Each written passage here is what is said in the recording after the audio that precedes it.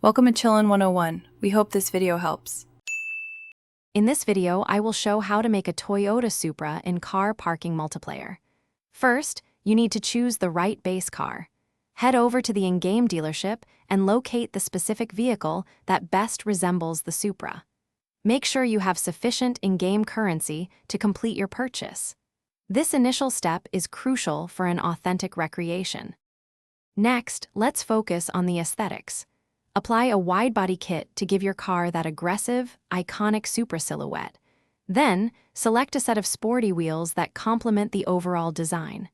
Don't forget to fine-tune the wheel size and offset to achieve a perfect, realistic stance. These details truly make a difference. Now, let's boost performance and refine the finish. Upgrade your engine components to ensure your Supra replica drives as powerfully as it looks. Choose a vibrant paint color, perhaps a classic red or a sleek white, to capture the Supra's essence.